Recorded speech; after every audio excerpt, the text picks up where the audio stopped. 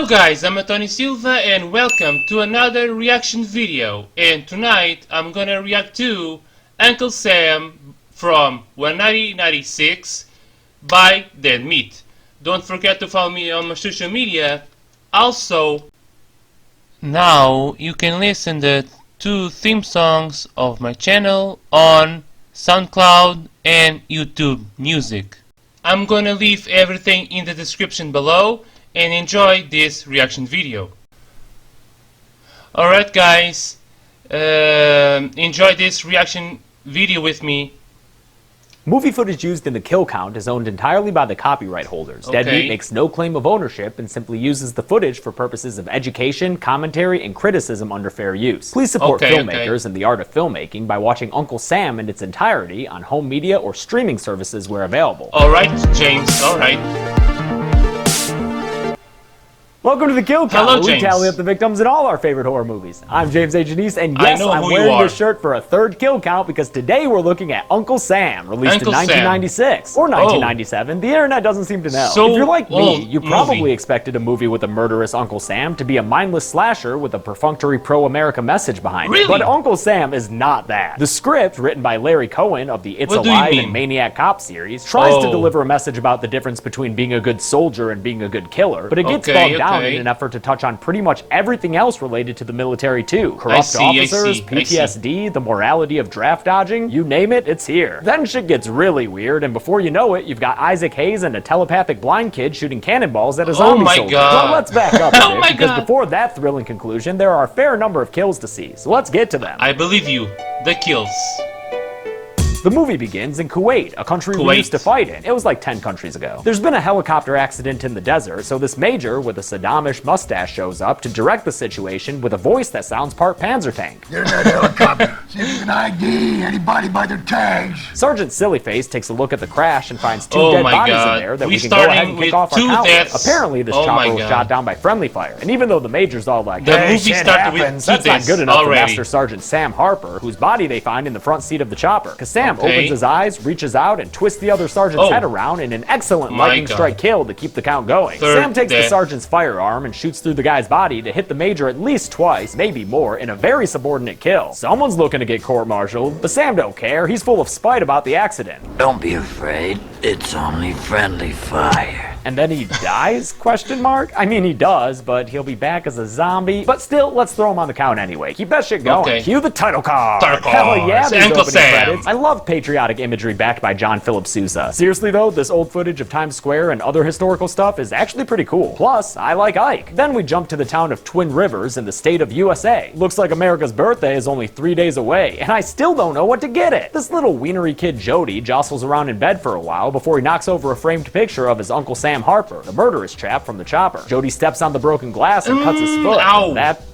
does something He's to them or Sam's what? corpse? There's some weird Stephen King-like magic going on in this movie. Just wait till we get to Barry. While Jody gets his foot patched up from his mom Sally, he tells her he dreamt about his Uncle Sam, and judging by the kid's infatuation with the guy, it was probably a wet one. Meanwhile, Sam's wife Louise gets home from a date with Deputy Phil, since Sam's been gone for 3 years and she assumes he must be dead at this point. At least as dead as the romance in this car. Sorry, Deputy, she's exercising her right to leave you with some blue balls. Waiting on her porch is creepy Sergeant Twining, played by Bo Hopkins, who tells her that her husband is dead and that he'll stay in town long enough to help with all the funeral arrangements. The next morning, after Jody drools all into his bowl of cereal, Louise tells Sally about her visit from Sergeant Twining. They both seem to have a complicated reaction to the news, bordering on relief, because it sounds like Sam was a real asshole who had them both terrified of him. Maybe he just wanted to terrorize one of them, but couldn't tell them apart. I know I'm having a hard time here. Jody, meanwhile, still thinks his uncle is a hero, and is such a Sam fan that in school later that day, he just forces a goddamn show and tell session with all of Sam's medals. It makes his teacher, Mr. Crandall, a little uncomfortable. Probably because he was a Vietnam protester who left the country rather than fight what he thought was an unjust war. It was a very difficult thing to do, Jody. Those who left the country felt it was a lesser evil, and blindly following orders they knew were wrong.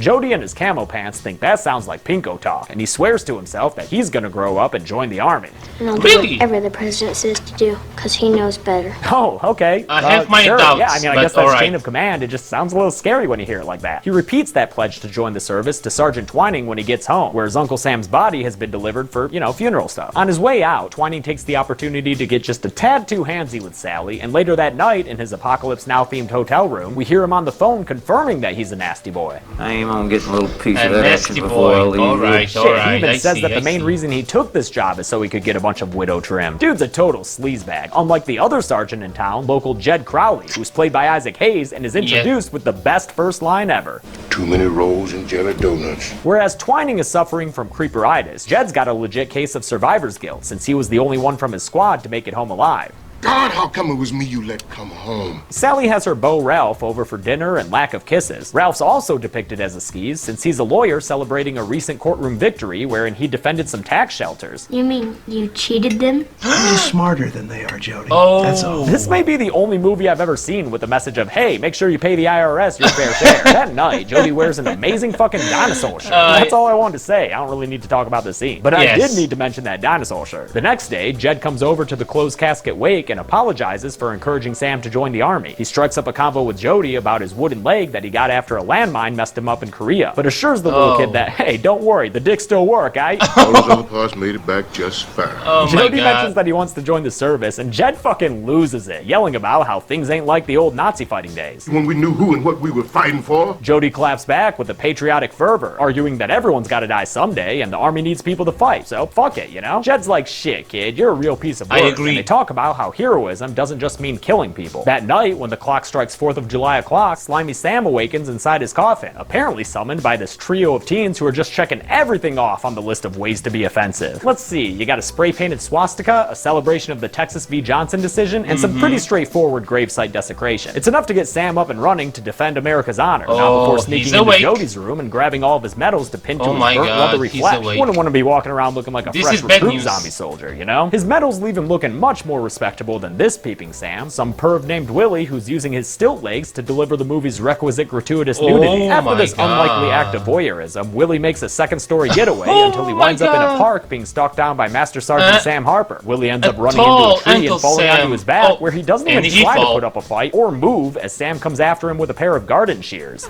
I hope you got an eyeful. The death happens off-screen, as does the corpse looting, since Sam steals Willie's clothes and uses the bloody shears to make some alterations. His newly tailored attire provides a snazzy outfit to wear to the cemetery, where one of those vandals is straggling back from his friends to take a piss. Sam literally pops up to spray the kid Rick in the face, getting him so mad he can only see red. Rick passes out and wakes up inside Sam's open grave, covered in red, white, and blue paint, and also suffering from a compound fracture in his leg. In a very patient kill, Sam buries Rick to death by shoveling dirt on him, slowly but sedulously, until nothing but his hand is above ground. He finishes the kill with another weird one-liner. Good night. One of Rick's friends, some guy named Cleet, is that a typo? Comes back to see why Rick's lizard draining is taking so long, and fails to notice Sam with his passive perception, so he winds up with a flagpole halyard around his neck, which, yes, is a term I learned writing this script, because learning is fun. Sam feels a bit naughty, so he runs Cleet up the flagpole and sees. He salutes, but no one ever does. Instead, Cleet's neck breaks and he goes on the kill count. I guess Sam thought it was a sin for him to live so well. The next day, it's time for the 4th of July parade, and Mr. Crandall's flustered that his very sassy George Washington can't find his hatchet. When he goes back into the classroom to get it, he finds it, lodged right in his fucking forehead, courtesy of Master Sergeant Sam Harper. Try dodging that, you goddamn hippie. Jed kicks off the festivities with a real live cannon. This Uncle Sam that cannonball. likes the subsequent killing parade is a people. real big small town celebration full of local pageantry and Ursine anti-arson activists. Halloween's PJ Souls pops into the movie as Madge Cronin, alongside her husband Mac, who's played by Tom McFadden, Lisa's dad in Nightmare 2. Their son Barry was blinded at last year's celebration due to a fireworks mishap, and Mama Cronin is hoping to make everyone feel totally guilty by wheeling Barry around. Cheer up, Barry. At least you get to listen to this goofy band, the Abe Lincoln Story. Jesse, the third 90s fuckboy from the cemetery, steps on stage to help kick off the evening with a rendition of the Star-Spangled Banner. But after a promising start, he winds up Rosanning the whole damn thing. What's up, What the hell? He finishes off his performance with a half moon, which pisses off Uncle Sam. Maybe he'd respect you more if you went full bare ass. How many times we gotta tell you, Jesse? No half measures. While the mayor recovers with a proper recital of the anthem, Barry gets his face felt on by Uncle Sam. Some weird kind of connection forms between them, and honestly, Uncle Sam, there is not enough movie left to start doing shit like this. You know me. I don't think I do anymore. While Uncle Sam wanders through the crowd, glad handing all the good little patriots, local Congressman Alvin Cummings, played by Robert Forster, shows up in an an effort to rehabilitate his image after a recent financial scandal. Maybe he was using taxpayer funds to bail out attractive flight attendants caught smuggling drugs. Or maybe he's just there for these Flintstone-sized dinosaur ribs that this barbecue chick is hacking up with true culinary finesse. After she sneaks off to smoke a doob, she comes back to cook some more ribs on weed, only to find her cleaver missing. That can't be good news for these saucy little spuds who are starting a potato sack race. It's an extended sequence with a bland rock backing, and during it, Jesse really puts the sack in sack race by running around and knocking into all the other competitors. Holy shit, he even kicks them while they're down? What a little turd weasel. Thankfully, he gets his comeuppance after tripping down a hill and taking a serious no-hands tumble. Good stunt work there. On his way through a lemon grove to get back to the race, he runs into Sam, who apparently also has the ability to teleport. No, seriously, check it out. This is some Jason Takes Manhattan level teleportation. Bam! And after appearing right in front of Jesse, he takes the stolen cleaver and freaking hacks the dude's head off. Hell yeah, mat all that 90s hair up with blood. I guess despite all his cheating, Jesse won't be getting ahead in that race after all. After spying on his wife, widow, unwidow, Sam steals a rifle from a carnival game and apparently uses it to murder Ralph, who Sally finds sitting atop a parade float taking his Abe Lincoln role just a bit too seriously. Sic Semper Tyrannis, motherfuckers! Deputy Phil checks out the body while Sally noms on popcorn and Jody talks shit about the dead, saying he wasn't even a patriot and deserved what he got. At dusk, in a random barn, Jody's family gets into another conversation about the late Uncle Sam when the women express concern about how much the young boy idolizes him. Louise tells Jody that Sam abused her so much she was in fear for her life. And despite Jody's initial reluctance to square away this cognitive dissonance, he comes around after his mom lays down this heavy shit. I know it's an awful thing to say, but I was so happy the day that he got married and moved out of the house, because then he'd have another victim instead of me. Whew, damn man, this movie gets strangely deep in between all the sack races and barbecuing. Speaking of barbecues, the grill girl is our next victim after she opens up her meat smoker to find Jesse's head getting cooked well done. She's killed off screen when Sam grabs her and makes her head join Jesse's on the grill. The mayor takes after his Amity Island idol and encourages folks to just carry on with their 4th of July festivities despite the recent deaths. He goes to introduce the fireworks, only for the spotlight to fall on Congressman Cummings, strapped against some wooden lattices with a handful of sparklers sticking out of his suit. At the fireworks control panel is Uncle Sam, who starts flipping switches and lighting these bad boys off. The crowd has a weirdly uneven reaction to the sight until Sam hits the final switch and kills off Cummings for good with a giant explosion. That finally gets them concerned. The blast ends up blowing Deputy Phil backwards down a hill, at the bottom of which Sam is waiting for him with the stars and stripes. Not the stars and bars. That's the Confederate flag, and I'm real sorry for making that mistake in Purge election year. Phil falls straight onto the flagpole and gets impaled through the back for a pretty solid and decently gory kill. Even had some guts coming out there. Not bad, Uncle Sam. After Barry's parents run out of the movie, he tells Jody not to worry about the killer running around because somehow, through the power of touch or whatever, he knows that it's Jody's Uncle Sam. My Uncle Sam? But he's dead. I never said he wasn't. What? This movie's something else, man. Jed finds the kids and tries to usher them out of this war zone, and that's when they tell him their theory that the killer is Jody's undead uncle. Jed doesn't like it. I'm too old for this crap. Cut it out! But after they go back to Jody's house to double check the casket, they find some supporting evidence for the theory when, instead of Sam, the body inside is creepy Sergeant Twining dead of what looks to be a slit throat. Damn, was hoping for something more on screen for this creeper, but what are you gonna do? Now that Jed is on board with the whole undead soldier theory, he and the kids head to Louise's house where they find her striking a real nice Norman Bates pose. After she calms down, Jed upgrades her weapon to a ranged attack and goes to use her phone. In the kitchen, Jed discovers the Uncle Sam mask before he's outright confronted by the burnt-up undead Sam Harper, who blames Jed for his current condition. Jed says no F that ish. Sam just killed for the sake of killing instead of for the sake of his country. He tells him to go on and get, but Sam responds by throwing Jed through the living room partition in yet another solid stunt. That's maybe the best thing this movie has going for it. After Sam walks into the living room and takes a few shots from Louise, she and Jed run off to go get the town cannon while Jody stays behind to fake sympathy for Sam. Jed quickly hitches the cannon to his Made in America Ford truck and brings it back to Louise's house where, what, Barry was just chilling by himself on the sidewalk this whole time? What the fuck, adults? Sam tells Jody that he's back from the dead to recruit the little lad for, I don't know, zombie soldier shit, I guess? But in order to join him, Jody will have to be dead first. Are you volunteering? Jody knows that volunteer work looks great on college applications, so he takes Sam's hand and goes to step outside onto the porch with it. It's all part of a ruse, but Jody still chooses some very weird phrasing for his fake proclamations. Can you all see us? We belong together. At Barry's precocious insistence, Jed lights the cannon fuse and Jody gets the hell out of the way. The cannon lands right in front of Sam with a huge fiery explosion that knocks Jody down. But of course, it doesn't actually finish off Uncle Sam, because here he comes out of the flames in a pretty good fire stunt that features one of those creepy looking fire suit masks. But everyone knows that Chef has 2 balls, so Jed loads another one into the cannon to put an end to this extended fire stunt. With another lighting of the fuse, he fires a second cannonball that lands a direct hit on Uncle Sam, sending him flying back into the house, which inexplicably friggin' explodes. So what was Louise doing in that house of hers? Cooking up a whole bunch of meth? Whatever brought this explosion about, all I know is that Barry is fucking pumped about it.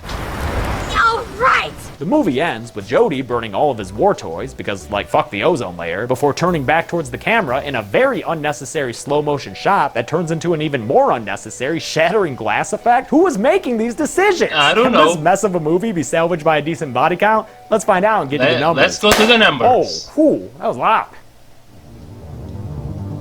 16 people died in Uncle Sam, including Uncle Sam himself twice. To be the first movie, not bad. Guys and only a single girl, giving us a pie chart that's even more for the first movie, not bad. With a runtime of 89 minutes, we wound up with a kill on average about every 5.5 minutes. I'll give the golden chainsaw for coolest kill to Deputy Phil Burke. There were a couple other contenders, but Phil wins out because he was killed with an American flag. Just feels like my duty to give it to him. Dull machete for lamest kill goes to Ralph, whose body is discovered with a pinpoint-sized fake bullet wound in the side of his head. Yo, Lincoln got shot in the back of the head. Movie. And that's it. Uncle Sam came out in 1996 and was directed by William Lustig, who also directed those Maniac Cop movies as well as the earlier film Maniac. I hope you all have a happy 4th of July, and I'll be back on Friday with a brand new franchise. Until then, I'm James A. Janice. This has been The Kill Count. Hey, thanks a lot for watching this Kill Count. I want to thank a couple of patrons like Sam Ghazi and Aaron Mounts. Happy 4th of July, everyone. I hope you celebrate it safely. On Friday, we start a brand new Kill Count series that will go on for 4 weeks. After that is another small series that'll last 3 weeks, and then it'll be August 24th, which is Halloween time. I mean, Halloween like Kill Count time. It won't actually be the Halloween holiday. That's October 31st. All right, y'all, be good people. Okay, this was an old video from Dead Meat. And let me say, it was cool. I like it. So guys, did you like this video? If you do, put like. If you don't do, put dislike. Comment something you want on the comment section below. Don't forget to use #SaveASC to save my channel. Follow me on my social media. Subscribe to my channel. And see you guys in the next video. And always rising.